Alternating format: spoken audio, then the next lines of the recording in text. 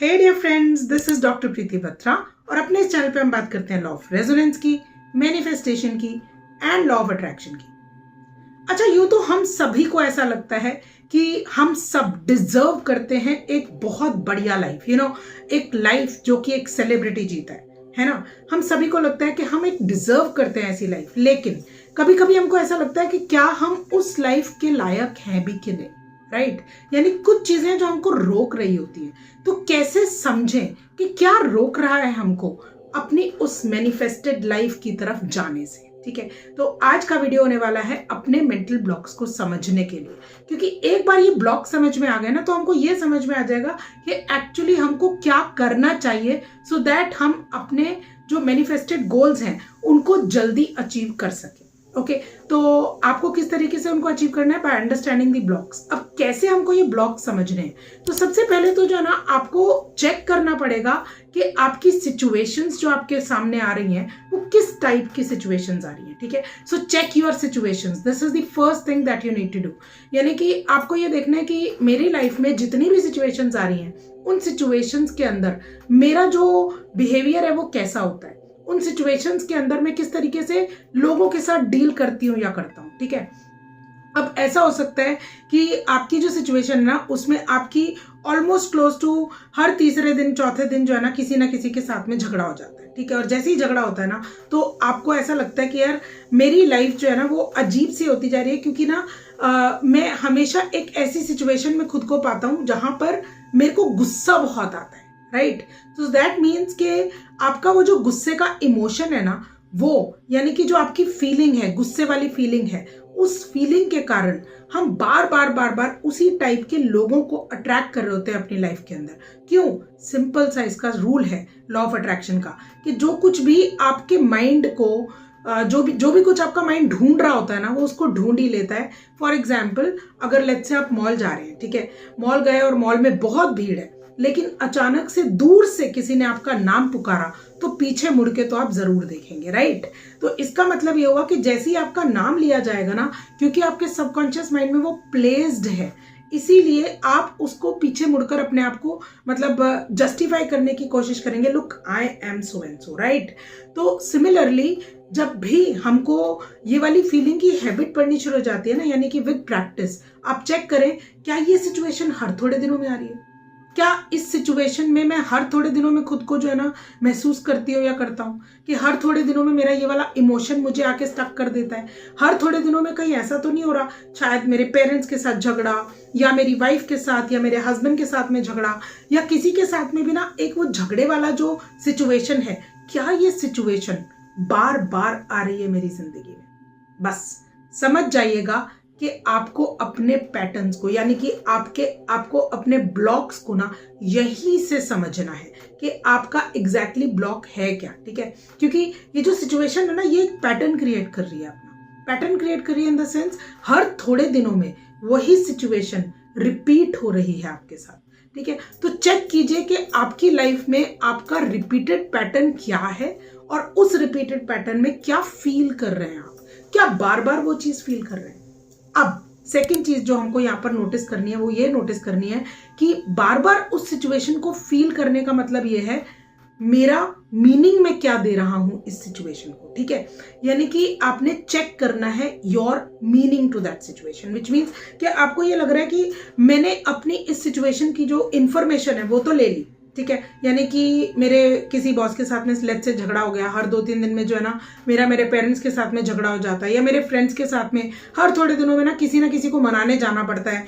बहुत अजीब सी सिचुएशन हो जाती है कि यार किसी को मनाने ही जाना पड़ता है, और मेरे ऊपर ही ये वाला काम पड़ता है कि मैं ही मनाने जाऊं सबको, मैं ही सॉरी बोलूं तो बोलूं, मेरे को ही सब लोगों के पास जाना पड़ता है ऐसे ऐसे कामों के लिए। अब इस सिचुएशन को आप क्या मीनिंग दे रहे हैं? ओके, जब आप उसको मीनिंग दे रहे हैं ना, तो आप अगर उसको इस टाइप से मीनिंग दे रहे हैं कि ये सिचुएशन जो है वो आप इस सिचुएशन से परेशान हो रहे हैं। ठीक है, यानी कि आपका जो रिएक्शन है वो एक फीलिंग जो है ना वो परेशानी वाला फीलिंग है, और आपको वो सिचुएशन अच्छी नहीं लग रही है। ठीक है, आप नोटिस कीजिए कि क्या मीनिंग दे रहे हैं आप इस सिचुएशन को। क्या आप इस सिचुएशन से फ्रस्ट्रेटेड फील कर रहे हैं, एंग्री फील कर रहे हैं, एनॉयड फील कर रहे हैं, क्या फील कर रहे हैं। मीनिंग देने का मतलब है, ऐसे तो हमें नहीं समझ में आता कि हमारे सबकॉन्शियस माइंड ने क्या मीनिंग दिया है, लेकिन उस सिचुएशन की वजह से जो आप फील कर रहे होते हैं ना, तो आपने एक्चुअली उस फीलिंग को चेक करके अपने मीनिंग को समझना है। ठीक है, अब जैसे ही आपको वो फीलिंग आती है ना, जब आप फ्रस्ट्रेटेड फील कर रहे हैं या जब आप एंग्री फील कर रहे हैं, जब आपको लगता है कि यार मेरे लिए ना बहुत डिफिकल्ट हो गया है बार बार इस सिचुएशन को हैंडल करना, इनफैक्ट आप ट्राई करने शुरू कर देते हैं कि मुझे इस सिचुएशन में पढ़ना ही नहीं है, तो आप उन लोगों को अवॉइड करना शुरू कर देते हैं, राइट। तो इसका मतलब ये हुआ कि आपने अपनी सिचुएशन को जो मीनिंग दिया, उसके रिएक्शन की वजह से आपने लोगों को इग्नोर करना शुरू कर दिया, rather than working on that feeling या working on that situation, right. तो हमने क्या किया ना, यहां पर आपने फिर से समझना है कि आपका मेंटल ब्लॉक क्रिएट हो रहा है अभी। ठीक है, वो ब्लॉक क्रिएट कैसे हो रहा है, क्योंकि आप अपने दिमाग में ना एक चीज बिठाए जा रहे हैं, एक थॉट को बार बार एक जगह दे रहे हैं। जब तक वो बिलीफ नहीं बन जाएगा ना, यानी बार बार जब आप इस थॉट को प्रैक्टिस करेंगे कि मेरे साथ में ये सिचुएशन होती है, मुझे ये सिचुएशन चाहिए ही नहीं, मुझे जो है ना ये वाली सिचुएशन के अंदर मेरा जो फीलिंग है ना वो बहुत खराब आ रही है, राइट। तो अब जो ये तीसरी चीज है जो हम करते हैं इस चीज में, कि हमारी सेल्फ टॉक क्या है। ठीक है, so just check your self talk. यहाँ पर कैसी सेल्फ टॉक है, आप अपने आप से कैसी बात करते हैं जब आप इस सिचुएशन में आते हैं। क्या आप अपने बारे में नेगेटिव सोचते हैं, क्या आप लोगों के बारे में नेगेटिव सोचते हैं जिस टाइम पर ये वाली सिचुएशन आती है।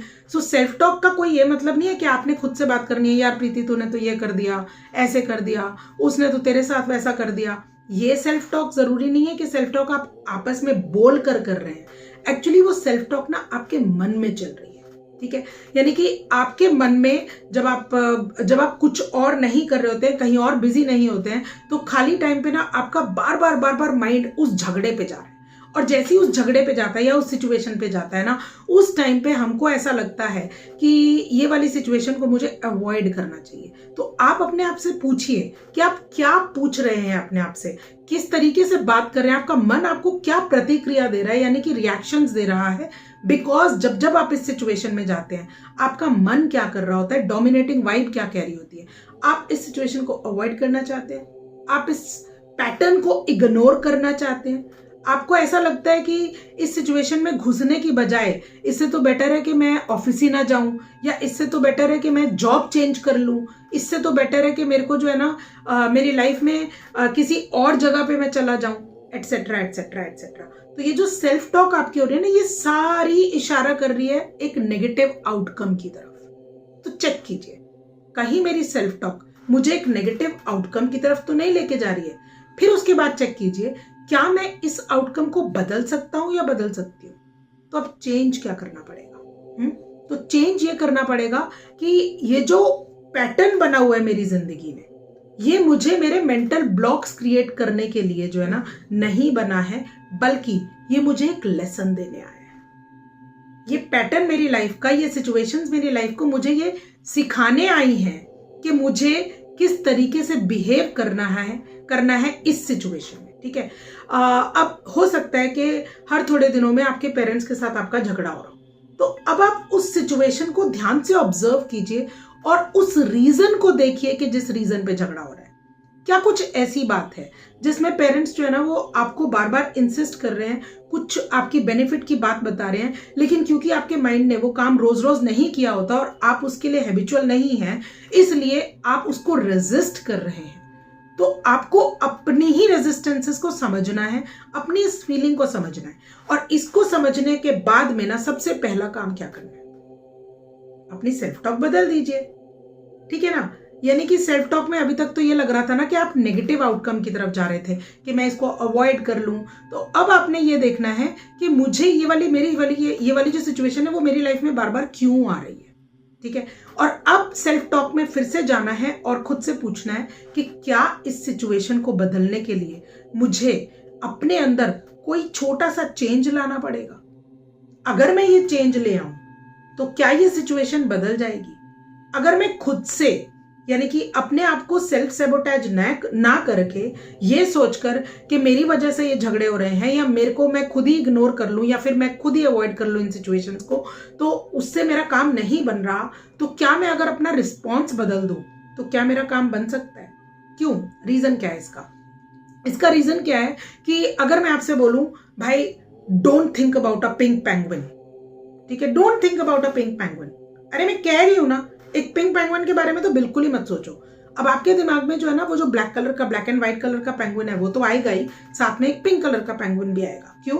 क्योंकि जो हमारा सबकॉन्शियस माइंड है ना, इसको आदत ही नहीं है वर्ड्स के फॉर्मेट में सोचने की, ये तो सीधा इमेज बनाता है, ठीक है। तो जब आप ये सोचते हो ना मुझे इस सिचुएशन को इग्नोर करना है, तो मेरे सबकॉन्शियस माइंड के अंदर जो है ना वो सिचुएशन बन जाती है, और जो चीज मेरे अंदर बनती है ना वही चीज मैं सामने क्रिएट कर देती हूँ या कर देता हूँ, क्योंकि यही तो रूल है ना हमारा लॉ ऑफ रेजोनेंस का या मैनिफेस्टेशन का, जो मैं शुरू से आपको बताती आ रही हूँ। जो आप यहाँ पे फील करेंगे ना, लॉ ऑफ रिफ्लेक्शन कहता है, फिजिक्स में हमने पढ़ा हुआ है ना law of reflection, whatever is inside will be reflected outside, as simple as that. तो जो भी फीलिंग हम उस टाइम पे मन में फील कर रहे होते हैं करंट टाइम में, वही हमारी फ्यूचर रियलिटी बन जाती है। तो हम तो सोच रहे हैं हम इस सिचुएशन को अवॉइड कर लें, और वो सिचुएशन की इमेज हमारे माइंड में बन जाती है, जिसकी वजह से हम उसी सिचुएशन को अट्रैक्ट कर लेते हैं।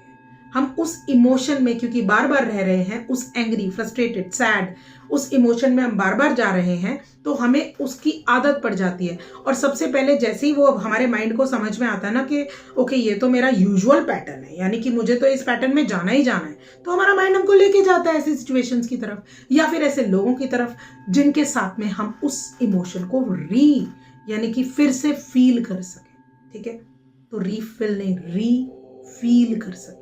हम बार बार उन्हीं सिचुएशंस को फील करते हैं माय डियर फ्रेंड्स, जिन सिचुएशंस की हमको आदत पड़ चुकी होती है। तो बस अपने पैटर्न्स को चेंज करने के लिए अपने इन ब्लॉक्स को समझना है, ठीक है। और इन ब्लॉक्स को समझने के लिए आपको अपनी सिचुएशंस को ऑब्जर्व करना है, आपने अपनी डायलॉग्स को जो अपने आप से आप बोल रहे हो उन डायलॉग्स को समझना है। यानी डायलॉग यहाँ पे मैं इसलिए बोल रही हूँ क्योंकि आप और आपका मन आपस में जो बात कर रहे हैं ना वो एक डायलॉग है, ठीक है। वो मोनोलॉग नहीं है, वो अंदर से जो आवाज आ रही है ना उसकी क्रिया और प्रतिक्रिया आप ही खुद को दे रहे हैं। तो उस डायलॉग को समझना है, और जो मीनिंग आप दे रहे हैं इस सिचुएशन को, इस मीनिंग को समझना है। अगर हमने ये तीनों चीजें समझ ली तो हमको समझ में आ जाएगा कि हमको काम कहाँ करना है, कौन से ब्लॉक्स हैं जिनको हम रिमूव करके इस सिचुएशन को या फिर इस पैटर्न को चेंज कर सकते हैं, एक नए पैटर्न की तरफ लेके जा सकते हैं। यानी कि ये समझ सकते हैं कि क्या हमको रोक रहा है हमारी ग्रोथ पर जाने के लिए, राइट। तो हमारा फोकस हमेशा, जब हमारा ग्रोथ होगा ना तो हम अपना ध्यान जो है ना इन चीज़ों पे लेके भी नहीं जाएंगे, मगर इन चीज़ों से ध्यान हटाने के लिए हमें ये सारे स्टेप्स को फॉलो करना बहुत ज़रूरी है, राइट। तो अगर आपको मेरी वीडियोज़ अच्छी लगती हैं प्लीज़ मेरे चैनल को सब्सक्राइब कीजिए, ताकि मुझे भी इनकरेजमेंट मिले आपके पास बार बार आने के लिए। और कोई भी आपको जिस भी चीज़ पे वीडियो बनवाना है ना उसको प्लीज़ कमेंट्स में ज़रूर लिखिए, और अगर ये वाली वीडियो आपको कैसी लगी इसके बारे में भी कमेंट्स में ज़रूर लिखिए। Thank you so much for watching.